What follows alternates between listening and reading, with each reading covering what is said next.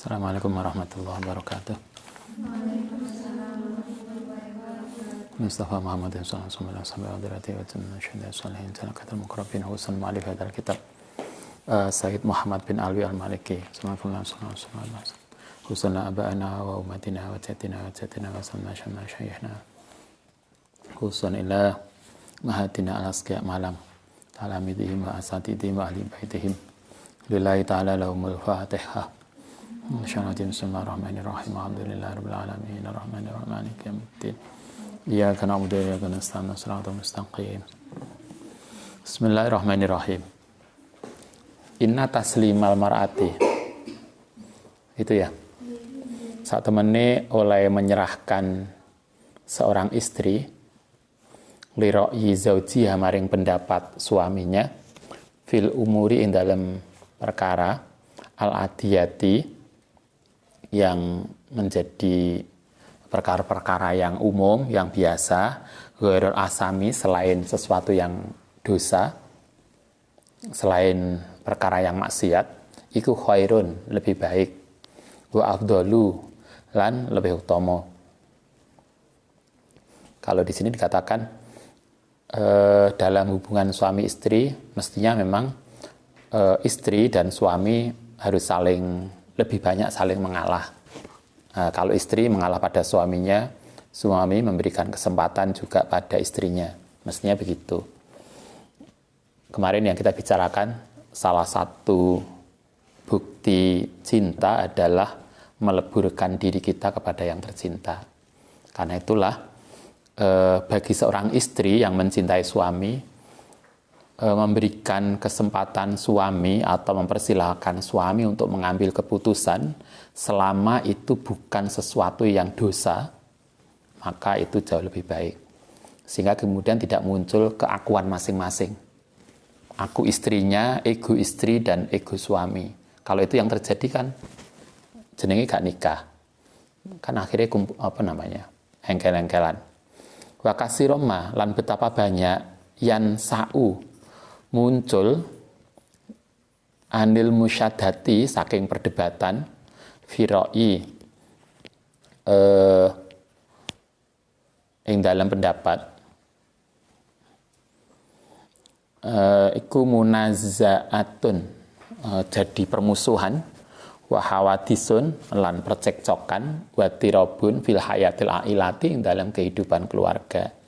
Betapa banyak kehidupan keluarga itu rusak karena masing-masing pasangan itu mempertahankan egonya sendiri-sendiri. Kalau itu yang terjadi, maka sesungguhnya kan tidak ada cinta. Cinta kok ngotot. Katanya cinta. Dulu masih ingat kita di Jogja itu dulu kita kenal ada seorang mahasiswa laki-laki, kemudian punya pacar perempuan. Kalau pacarnya teko, ikut dikongkon nyucekno klambine, nglopek nyucekno sidine. Pokoke dikon nyuci lak gak gelem lho, cinta apa ora? Nah, cinta apa ora dibuktikan dengan mau menyucikan loh. Ini yang laki-laki itu menganggap perempuan itu buruwe bukan kekasihnya. Kadang kan gitu.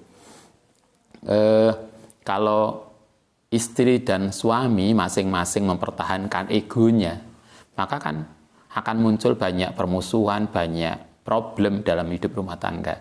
Maka itu kan sebetulnya bukan cinta. Karena cinta sesungguhnya adalah menghilangkan ego diri untuk masuk di dalam ego yang tercinta. Waqadduhdi bahkan kemudian bisa menjadikan halin maring perceraian min hali ukdatin nikah, maring terjadinya perceraian rumah tangga. Karena tadi nggak ada sesuatu yang bisa dikompromikan. Karena itu kalau sejak awal kemarin kita diajarkan, sepanjang itu bukan persoalan yang prinsip, walaupun kita merasa benar, mungkin Anda istri merasa benar, tapi sepanjang itu bukan persoalan prinsip, kenapa kita nggak ngalah aja? Tapi kalau udah prinsip yang itu melanggar syariat, nah itu memang kita harus pertahankan. Tapi kalau hanya untuk sesuatu yang teknis, yang nggak prinsip, maka mestinya bisa saling mengalah. Wal iyadu billah wa fihi lan iku ing dalam pertengkaran tadi jinayatun utai hukuman ala nafsiya ing atase awak dhewe ne istri wa zaujiha lan juga pada suaminya wa auladima. Kalau kemudian muncul ego, masing-masing istri dan suami mempertahankan egonya, kemudian sampai terjadi pertengkaran, bahkan naudzubillah terjadi perceraian, maka siapa yang akan mendapatkan penderitaan? Bukan hanya istri, bukan hanya suami, tapi kan juga anak toh. Kalau muncul perceraian itu kan anaknya juga rubet. Wa fihi ma wa fila ing dalam bangtai barang fihi minal karohiyati syariati saking, padahal perceraian itu adalah sesuatu yang tidak disuka di dalam syariat. Karohiyati syariati fa inna talaqa krana sak temene perceraian iku abghadul halali, sesuatu yang tidak disuka, abghadul halali, walaupun boleh cerai itu boleh, tetapi sesuatu yang enggak disuka ilallahi di sisi Allah Ta'ala. Innal mar'ata saat temene seorang istri al-akilata yang cerdas iku qad yatawassalu menyampaikan ila ayas tajiba, terkadang menyampaikan untuk memenuhi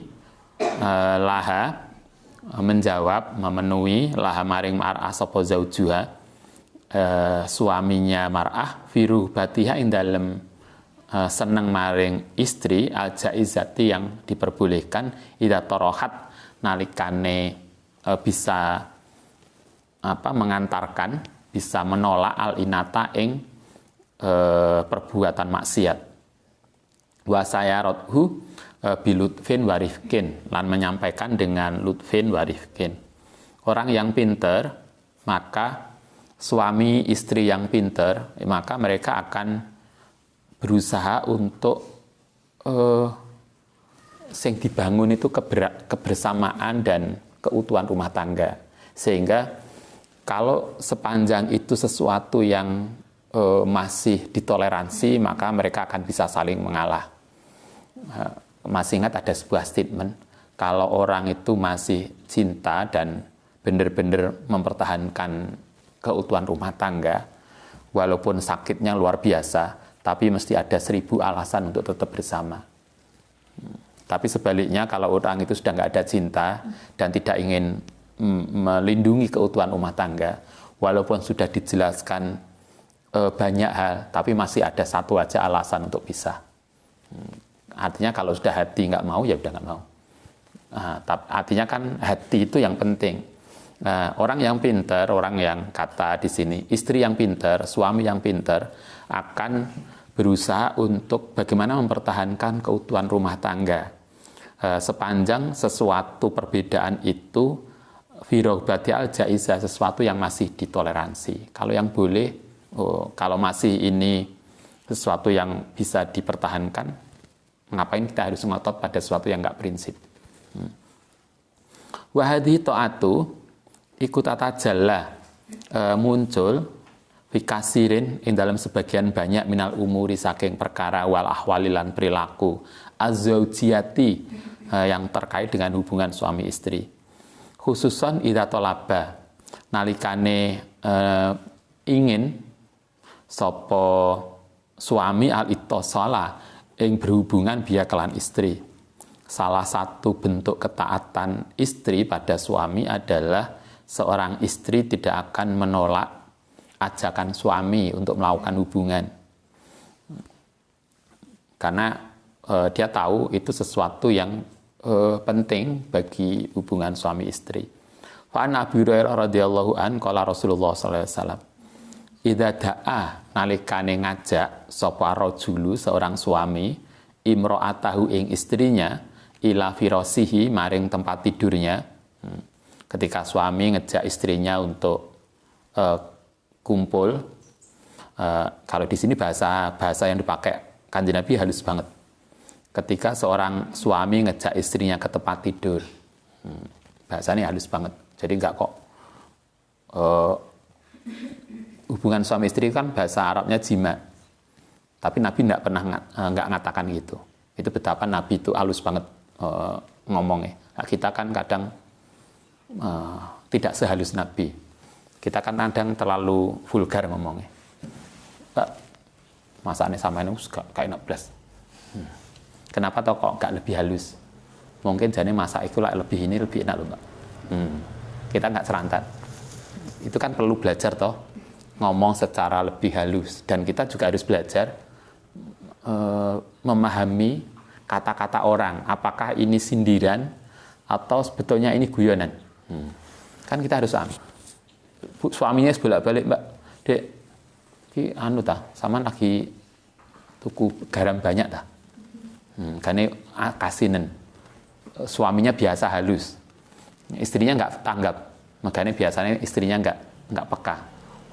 Enggak Nah, itu artinya kan kita jadi istri, karena kan Anda tahu ketika suami dan istri kumpul nikah, itu kan suami dan istri punya background yang berbeda.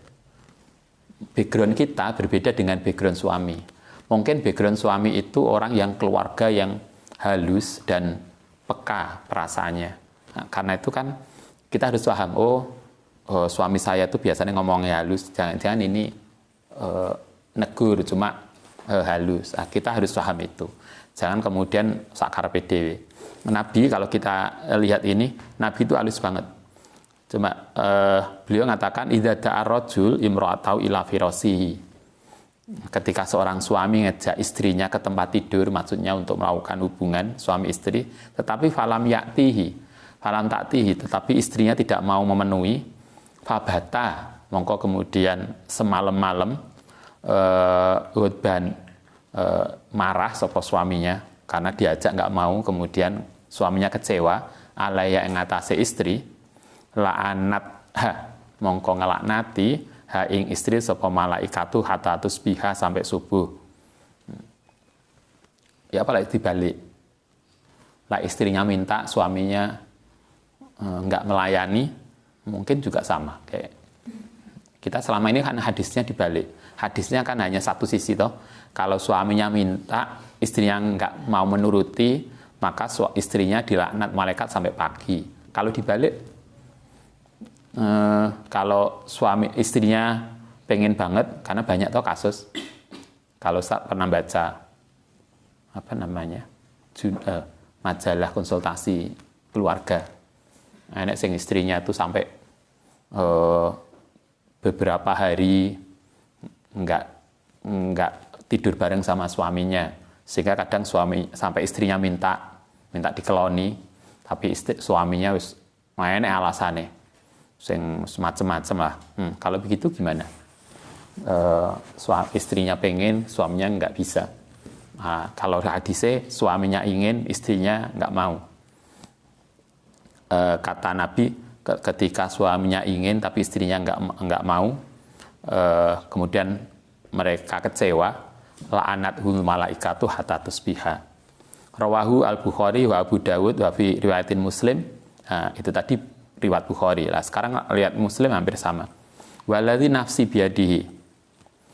Waladzi demi zat nafsi biyadihi, ma min rajulin, tidak ada seorang laki-laki yat'u kang ngajak sapa rajul imra'atahu ing istrinya ila firasihi maring tempat tidure, tapi fayakba, kemudian tidak peduli sapa fata mongko tidak mempedulikan sapa istri alai ngatasé suami, ila kana kecuali ono fisamai ing dalam langit sahiton murka alai ngatasé istri hatta yardo, sehingga ridho sapa suami anha saking istri. Fihi dalilun, fihi iku ing dalam ini hadis ini dalilun adalah dalil ala nasah tazauji, sak temene murkane seorang suami iku yujibu, bisa mendatangkan sahtarabi ing murkane Allah Subhanahu, murkane pangeran, waridahu lan ridone suami iku yujibu, bisa mendatangkan ridahu ing ridone pangeran. Itu menunjukkan kalau hadis ini bahwa istri harus taat pada suami, karena ridho dan murkanya suami itu bisa menyebabkan murka dan ridhonya Allah. Sama dengan ridhonya orang tua itu akan mendapatkan ridhone Allah Subhanahu wa taala. Waruya warawa sapa Ibnu Hibban wa Ibnu Khuzaimah salah satu utai wong telu iku latuk balu tidak akan diterima lahum apa salatun. Kata Nabi di dalam hadis ini ada 3 orang yang sholatnya tidak akan diterima. Walatas adu lan tidak bisa naik lahum untuk 3 orang tadi ila samai apa hasanatun. Kebaikannya tidak akan disampaikan kepada Allah. Yang pertama al-abdu al-abiku, yaitu seorang hamba yang melarikan diri. Hamba yang melarikan diri maka sholatnya tidak diterima, kebaikannya tidak akan dicatat. Wafihi termasuk yang lain yang tidak akan dicatat. Wal mar'atu lan perempuan seorang istri asah itu yang murka alaiha ing atase mar'ah sapa zaujuha suaminya hatta yardo sehingga ridho sapa zaud anha saking mar'ah. Wal firasu utawi firos tempat tidur iku kinayatun kinayah apa namanya kinayah itu apa namanya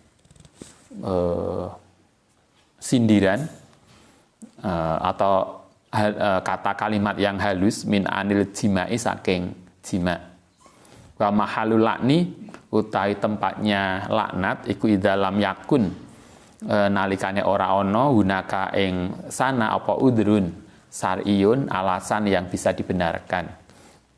Seorang istri karena itu tidak boleh menolak kalau istri suaminya ngejak tidur.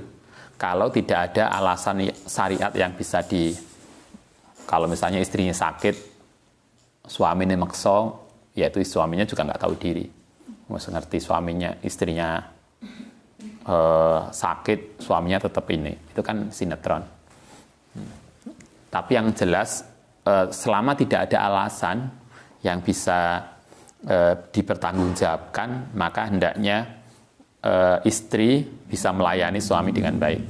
Wasababuhu utai sebabnya iku anha kanat diperintahkan ana sapa istriku makmuratan diperintahkan bitaatu zaujiha kelawan taat pada suaminya fi ghairi maksiatin selama tidak di dalam maksiat. Wakilah wal haidu utawi haid iku laisa ora ana apa haid iku biudrin kelan udur fil imtinai ing dalem seneng-seneng.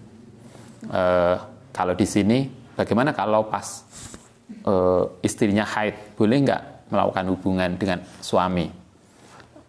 Sepanjang itu tidak terkait dengan kelamin maka boleh. Sehingga kalau misalnya suaminya hanya pegang-pegang aja boleh. Tapi kalau melakukan hubungan seks nggak boleh ketika haid. Nah, sehingga kalau di sini dikatakan yang nggak boleh ketika istri haid adalah melakukan sesuatu antara pusar dan lutut. Di bawah itu kalau suaminya ingin pegang-pegang kakinya, yo silakan aja, atau di atas pusar, maka itu boleh. Haid boleh. Saya kira Anda pernah baca di mana hadis itu pernah kita baca, di Bulughul Maram atau di mana?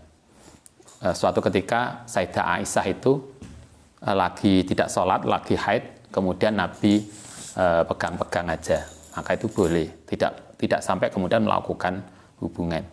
Li'anna lahu krana sak temene lahu kedue suami hakon, ada hak fil intinai yang dalam seneng bima kelan barang fauqal izar, di atasnya sarung, al indal jumhuri ingat AC menurut pendapat jumhur, artinya boleh di atas lutut, di atas pusar.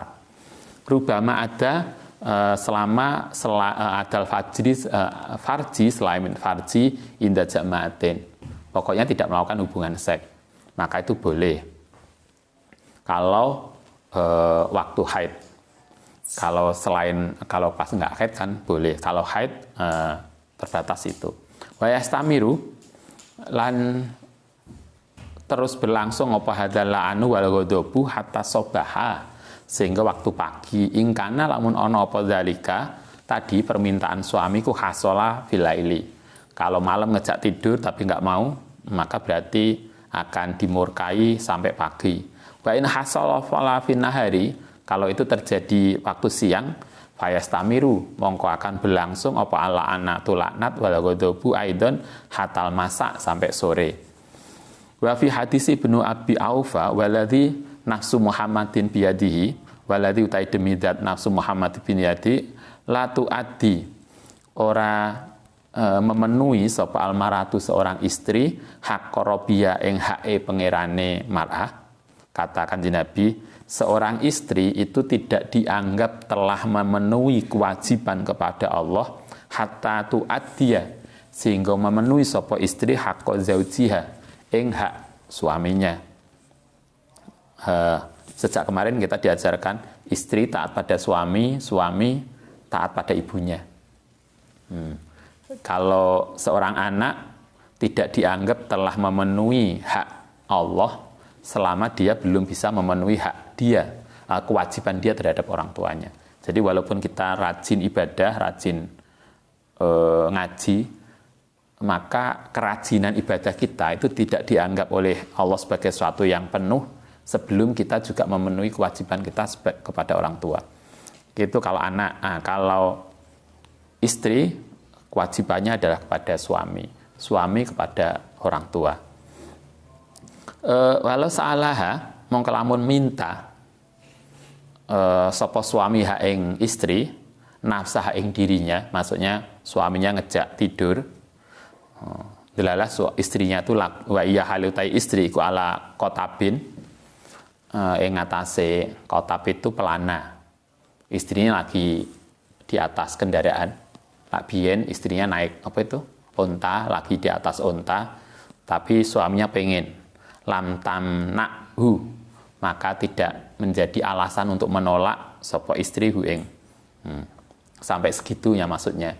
Tentu ini tidak menjadi kalimat yang saklek, tetapi ini menunjukkan betapa Nabi mengatakan walaupun suami istrinya mungkin lagi di atas onta, suaminya pengen ngejak dia tidur, maka keberadaan dia di atas onta itu tidak menjadi alasan untuk menolak permintaan suami. Maksudnya begitu. Bukan kemudian mainnya di atas onta, enggak. Tapi kan ini menunjukkan bahwa selama itu bukan sesuatu yang bertentangan dengan syariat, maka tidak ada alasan bagi istri untuk tidak memenuhi kewajiban dia. Watas tamilu lan termasuk mengandung apa hadits atau aidan, termasuk ketaatan seorang istri terhadap suami as-sauma, poso naflan ing puasa sunnah. Termasuk ketaatan istri pada suami adalah dia tidak puasa sunnah ketika tanpa izin suami, apalagi ketika suaminya di rumah. Fakot kala ngendika sapa jumhur fuqaha, jumhur ahli fikih yahrumu haram alai yang ngatasi istri opo antasuma yang to poso naflan ing poso sunnah illa biidnihi, kecuali dengan izinnya suami.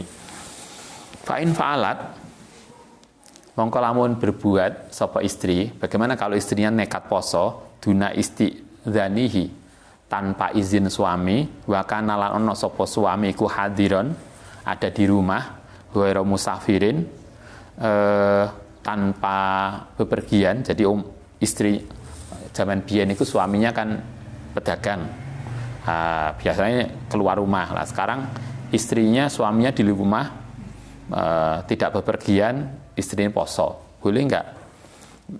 Karena mengko ana apa haduha, bagiane istri min saumiha saking posone istri iku juuha, sifat lapar istri, wa atsuha lan hause istri, ma'al ismi sartane dosa, wa adamil kubuli lan tidak diterima. Kata di kitab ini, kalau ada seorang istri poso tanpa izin suami, pada suaminya ada di rumah, maka puasanya menjadi tidak diterima. Dia hanya dapat haus dan lapar aja.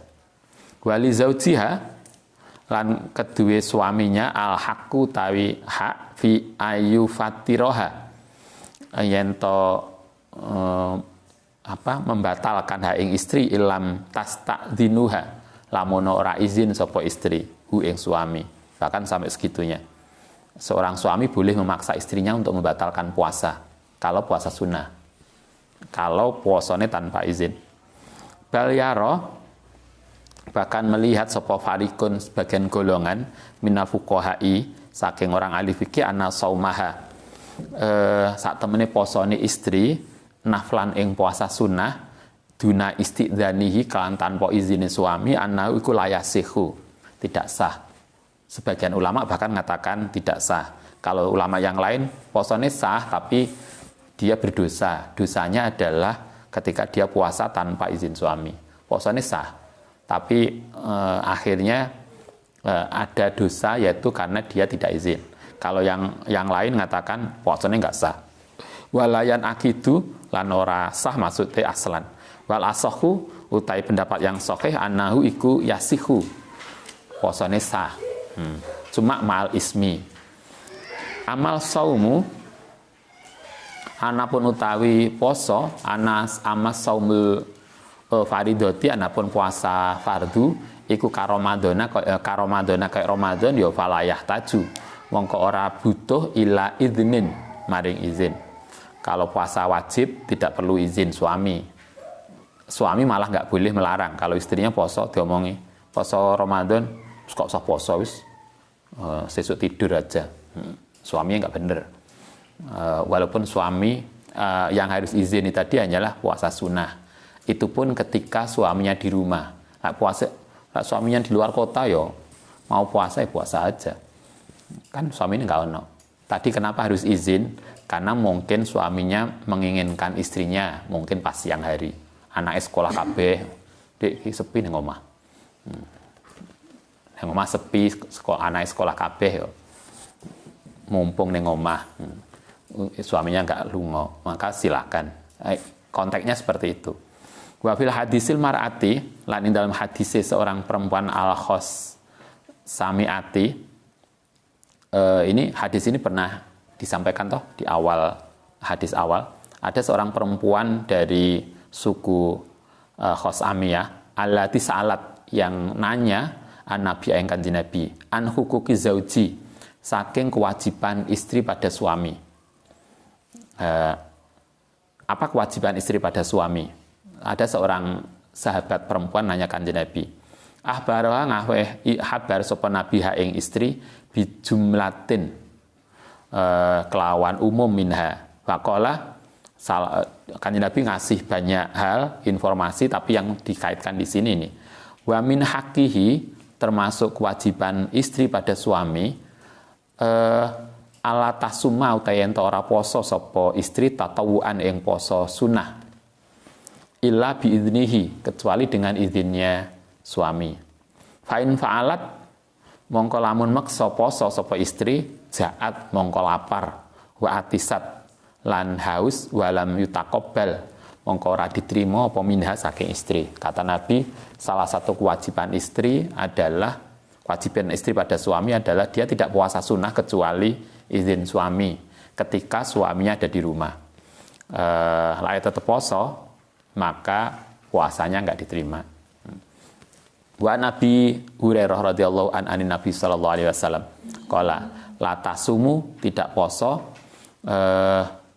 sapa almaratu seorang istri wa ba'luha halautai suaminya iku sahidun ada di rumah. Hendaknya seorang istri, maksudnya kan ini di dalam konteks ketika istri itu puasa padahal suaminya ada di rumah karena suaminya lagi cuti libur di rumah, lah istri yang poso kan berarti ada sesuatu yang nggak bisa dilakukan pada siang hari, terutama ketika suaminya pengen bermesraan dengan istrinya, itu problemnya. Tapi kalau suaminya lagi tidak di luar rumah, ya silakan aja. Wa ba'lu hale utai suaminya iku sahidun ada di rumah, ilah biidnihi kecuali izin suami. Wa fi Tabarani an Ibnu Abbas radhiyallahu an marfu'an hadis marfu Wa min haqqi zauji, termasuk kewajiban seorang istri, kalau makna biasanya gini, min haqqi zauji termasuk hak suami ala zaujatihi ing atase istrinya, maksudnya salah satu bentuk kewajiban istri terhadap suami, ala tasuma utayen to ora poso, tatawuan poso sunnah illa biiznihi, kecuali dengan izinnya, sama. Fa'in fa'alat mongko lamun meksa berbuat ya lam yukbal, mongko tidak diterima apa minha saking istri. Wa sababu hadzan nahi, kenapa kemudian tidak boleh puasa tanpa izin suami? Wa sababu hadzan nahi utai sebab larangan puasa bagi seorang istri, wa tahrim iku analiz zauji, krana untuk suami hakul istimta'i, ono hak untuk ngajak seneng-seneng biya kelawan istri, ngajak hubungan. Fi kulli waktin, di setiap waktu, siang atau malam. Wa haqqahu utawi hak suami iku wajib alal fauri, untuk segera ditunaikan, fala tufawwituhu, mongko tidak akan bisa disampaikan bitatawui dengan puasa sunnah tadi. Itu alasannya kenapa. Jadi alasannya itu bukan kemudian perempuan nggak boleh puasa, bukan itu, tetapi karena ketika suami ada di rumah, suami itu kalau kemudian suatu ketika pengen melakukan hubungan, pengen ngejak tidur istrinya, itu tidak ada halangan. Itu yang inti yang di sini kan, bagaimana agar komunikasi, relasi antara suami istri itu tidak terhalang, itu intinya. Sehingga itu yang penting untuk diperhatikan. Artinya kan kita itu diajarkan untuk bagaimana hubungan suami istri itu enak, kemudian tidak ada sesuatu yang menghalangi itu. Nah, ini yang jadi intinya di situ. Bukan nggak untuk posone, bukan kemudian kalau perempuan nggak boleh puasa tanpa izin suami, bukan itu intinya. Intinya adalah bagaimana relasi suami istri itu tidak terhalangi oleh apapun, karena ketaatan, terciptanya harmonis rumah tangga itu menjadi penting di dalam rumah tangga, sehingga ibadah sunnah, bukan yang wajib, itu bisa ditundukkan demi untuk tercapainya keharmonisan suami istri, selama tidak menentang syariat. Maka itu pun harus dikalahkan, coba segitunya. Artinya kita diajarkan di dalam Islam, ketika dua orang, laki-laki perempuan sudah menikah, maka apapun itu harus dilakukan demi tercapainya keharmonisan rumah tangga. Bahkan ibadah sunnah pun harus dikalahkan untuk agar tidak membuat rumah tangga ini menjadi kekecewaan. Itu intinya. Jadi sehingga kita diajarkan betapa hebatnya membangun keluarga itu. Betapa pentingnya membangun keharmonisan, sampai ibadah sunnah pun harus ditundukkan, harus dikalahkan agar tidak merusak keharmonisan rumah tangga. Prinsip dasarnya di situ. Sehingga menjadi penting antara istri dan suami memahami itu. Suami harus memahami bagaimana membangun rumah tangga yang baik, istri pun harus mempunyai komitmen yang sama bagaimana membangun itu. Oke, udah selesai. Ada pertanyaan? Ada yang kemarin. Ini mohon dijelaskan mengenai pendapat bahwa calon yang akan dinikahi itu harus setara atau selevel. Oh ya, itu banyak dijelaskan di dalam kitab. Jadi kalau kita memilih jodoh, memilih calon suami, calon istri, itu disarankan sekufu. Sekufu itu sederajat. Sekufu itu bisa dari aspek akademik, podo kuliahe. Karena kenapa harus sekufu? Karena banyak hal secara psikologis yang harus kita pertimbangkan. Lae gak imbang, satu sugih banget, satu gak duwe banget, itu biasanya secara psikologis akan ada penindasan, gitu kan? Sing cilik ini, sing gak duwe ku gak pede, sing duwe banget kemudian menjadi kegeden. Sehingga karena itulah disuruh sekufu agar imbang. Sekufu itu satu, bisa antara istri dan suami seimbang pada akademiknya. Kenapa harus secara akademik imbang? Ngomongnya itu gampang. Kalau pada sarjana ini kan gampang toh. Oh, podo nyambung. Coba lah yang satunya sarjana, yang satunya tamat SD. Mana angel ngomongnya. Tidak ngomong metodologi yo, misalnya toh. Kan nggak mudah. Jadi sekufu itu karena prinsipnya tadi kita sampaikan, prinsipnya membangun keluarga adalah membangun keharmonisan. Agar bisa harmonis, maka salah satu yang penting adalah komunikasi. Orang itu tidak mudah komunikasi kalau tidak imbang. Karena itu sekufu menjadi penting. Sekufu pada aspek akademik, sekufu pada aspek materi. Tadi materi kekayaannya, sekufu pada aspek lingkungan maksudnya kan kalau Anda santri golek ya sing santri kok gampang kok pernah ngaji podo, satu santri satu gak ngantri nggak mudah ngomongnya. Golongan itu bisa dipertimbangkan agar nyari golongan yang sama. Coba lah misalnya kalau ini yang satu NO, biasanya sholatnya 20 rakaat, yang satunya nggak NO, sholatnya tidak 20. Itu angel loh. Coba lah Anda situ melu NO, melu ru'yah, yang satunya melu hisab, sehingga akhirnya stoke poso saiki, stoke poso besok. Coba. Nggak mudah. Bukan berarti tidak boleh, bukan nggak boleh. Sekufu itu bukan syarat loh ya. Sekufu itu bukan syarat nikah, enggak. Itu hanyalah pertimbangan yang harus kita pikirkan agar memudahkan komunikasi.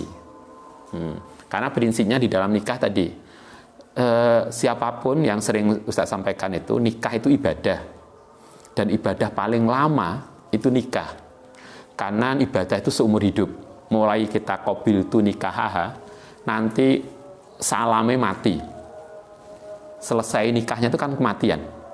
Sehingga kalau kita nikah, maka kita berarti masuk pada ibadah yang waktunya lama. Sehingga suami istri harus sama-sama punya komitmen untuk ibadahnya tidak batal di tengah jalan. Karena itu yang harus dibangun komunikasi. Komunikasi yang baik itu akan bisa terjadi kalau suami istri itu imbang.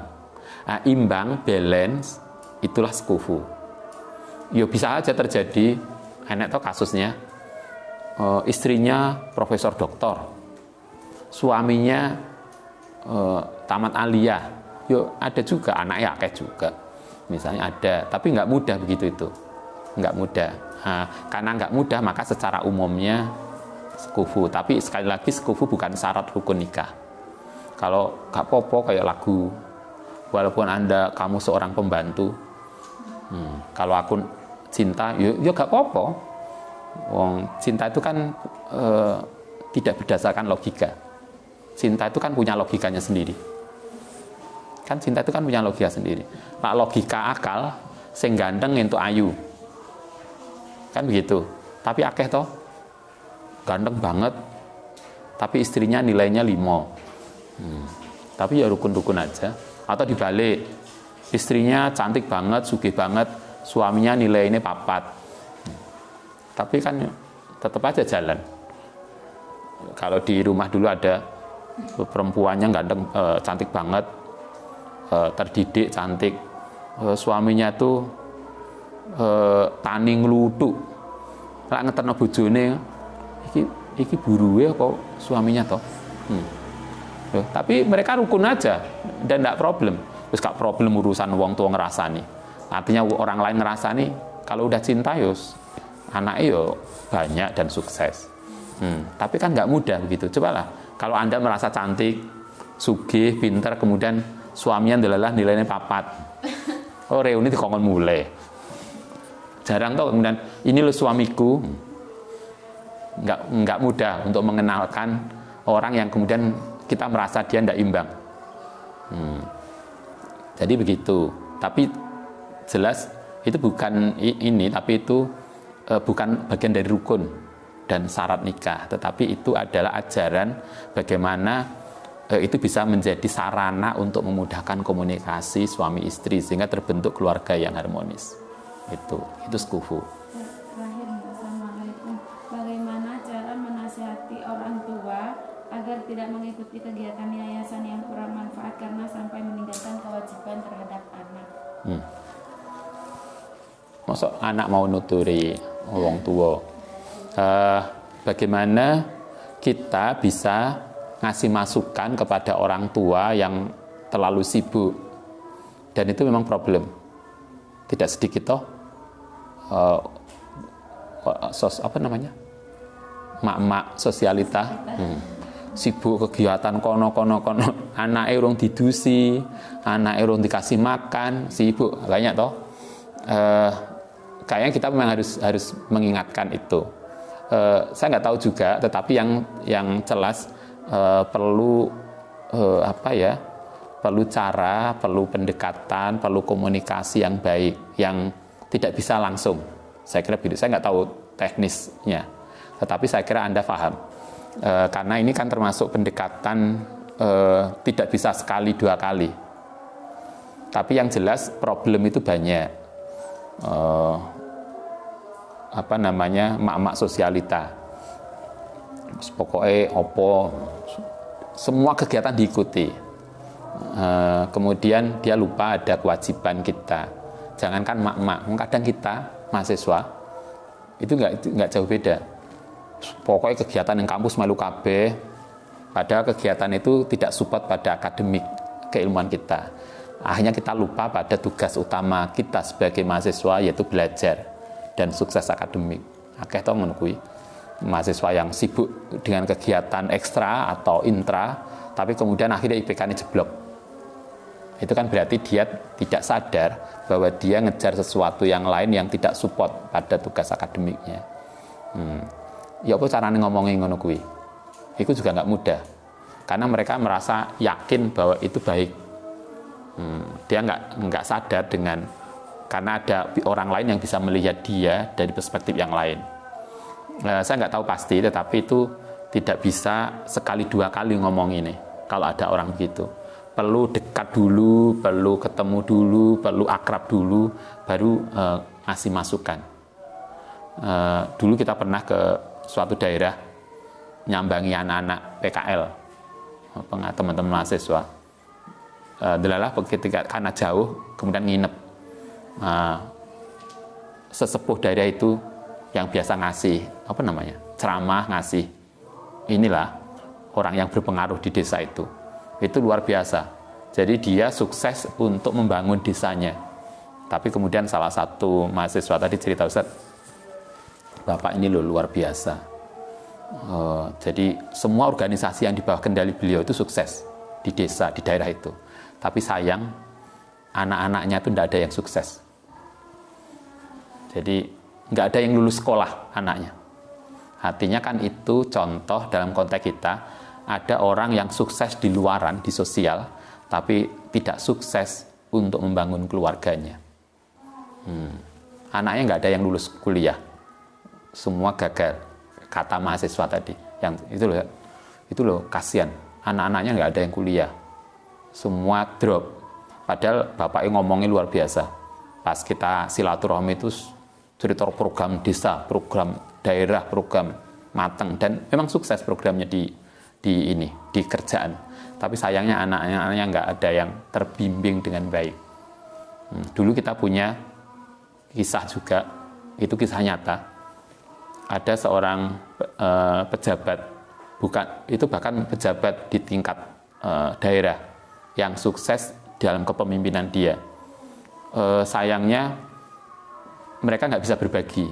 Jadi ketika suaminya sibuk di kantor dengan tugas dia, istrinya ini menjadi sibuk mendampingi suami dan kegiatan itu tadi, kegiatan kehidupan sosial. Suaminya ini kan tugasnya pindah-pindah dari daerah ini, karena sukses dipindah ke sana, kini sukses dipindah ke sana. Dia banyak tempat pindah. Istrinya istri yang baik, mendampingi suaminya kemanapun. Dan di daerah itu kegiatan perempuan sukses karena istrinya memang telaten. Alhamdulillah anak-anaknya ketika suaminya sukses, ayahnya sukses, anak-anaknya ini masih anak-anak yang butuh dampingan. Coba anaknya masih SMP, SMA, yang gede ketika itu masih kuliah. Naudzubillah. Yang kemudian karena ayah dan ibunya sering keluar tadi atau tidak di rumah aslinya akhirnya anak-anak ini didampingi pembantu perempuan. Apa yang terjadi? Naudzubillah lagi. Semoga kita kemudian tidak terjadi. Anak laki-laki pertamanya kemudian naksir pembantunya dan hamil duluan. Coba. Akhirnya dinikahkan. Tapi dinikahkan setelah ketahuan. Kenapa sampai begini? Karena tadi ayahnya sibuk. Ayahnya sukses dalam pekerjaan dan karirnya. Istrinya juga istri yang solihah. Karena dia siap mendampingi suaminya dimanapun. Dan istrinya sukses dengan kegiatan ibu-ibunya. Tapi dia lupa anaknya di sini. Ini kan harus diperhatikan toh, kayak begini. Ini kalau yang saat terakhir ini kisah nyata benar. Karena ketika itu kita tahu diundang di rumahnya ketika acara pernikahannya. Coba nikah wis hamil duluan. Ini kan sebuah kisah pilu keluarga di mana orang tua sukses, ibunya sukses, tapi pendidikan anak-anaknya tidak terkawal dengan baik. Sehingga kan kita harus berbagi kalau seorang suami itu sukses di luaran dalam karirnya, maka seorang ibu jangan lupa untuk ini ngawal anak-anaknya. Jangan kemudian semua sibuk. Dulu pernah ada penelitian di daerah tertentu di Jawa Tengah, saya nggak perlu sebut namanya, kota itu. Itu penelitiannya Jawa Pos tahun 90-an. Di mana di kota itu ada 3,6% anak SMP dan SMA itu ternyata telah melakukan hubungan. Akeh loh 3,5 itu. 3,6 itu banyak. Kalau ada 100.000 anak SMP SMA di kota itu kan berarti ada berapa ribu? Kan? Berarti kan ada 3.000 lebih. Itu banyak. Nilai itu merisaukan kita. Yang kemudian lebih merisaukan 67% lebih persoalan hubungan anak-anak SMP SMA tadi itu justru dilakukan di rumah, bukan di tempat luar. Gak nyewa hotel, tapi main di rumah. Gayane belajar bersama. Neng omahe akhirnya terjadi itu. Kenapa terjadi? Karena ketika mereka di rumah, bapak ibune itu sibuk dengan urusan sesuatu yang mestinya bisa dipertimbangkan ulang. Ini yang kayak begini kan nggak mudah untuk diomongi.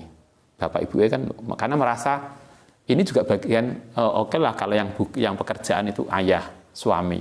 Ibunya ini kan harus tidak kemudian harus sibuk juga toh mestinya. Mestinya kan karena kita prinsipnya kan gini, kita tuh kerja itu untuk siapa toh? Kita kerjakan untuk keluarga. Inti dari keluarga itu siapa? Anak-anak kita.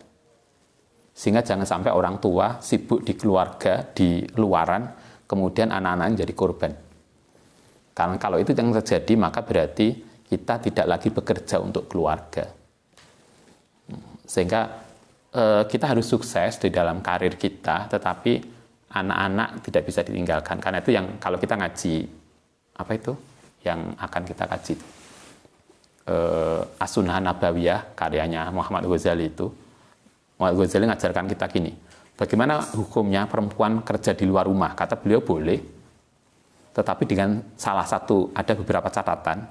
Salah satunya adalah kalau seorang ibu harus kerja di luar rumah, maka harus dipastikan anak-anaknya tidak akan broken. Keluarganya tidak akan broken karena nafas anak itu lebih dekat pada ibunya. Sehingga kan kalau ibu harus keluar rumah, maka harus dipastikan anak-anaknya itu terkontrol. Gimana caranya itu sekarang lebih canggih. Tetapi yang pasti kan tidak bisa orang tua, ayah dan ibu bareng-bareng keluar, kemudian anak-anaknya tidak terkontrol dengan baik. Salah satu harus berbagi tugas lah. Ayah dan ibunya, mereka bisa komunikasikan, tapi yang pasti anak-anaknya harus terawasi dengan baik. Itu penting. Kembali ke situ tadi, yang pasti itu teknis banget. Bagaimana mengingatkan orang-orang yang sibuk dengan sesuatu yang kemudian lupa pada tugas utamanya sebagai orang tua, itu teknis banget. Tetapi itu perlu pendekatan, saya kira, tidak hanya sekali dua kali, tetapi perlu keakraban dulu, ditunjukkan banyak hal yang dia kemudian menjadi sadar bahwa ada hal tanggung jawab yang penting dari orang tua untuk kebaikan anak-anaknya. Saya kira kok begitu. Oke, nanti kita lanjutkan besok kalau ada yang pertanyaan lain. Insya Allah. Nanti kita lanjutkan yang tema ketiga. Al-Fatihah.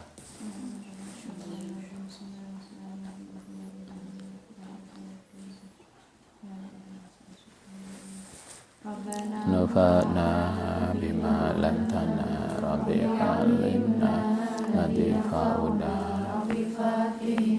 wa faqih ahlana wa qarabati lana fi dinina Rabbana ufa'na bima lantana Rabbi halimna nadifa'una Rabbi faqihna wa faqih ahlana wa qarabati lana fi dinina. Assalamualaikum warahmatullahi wabarakatuh. Waalaikumsalam.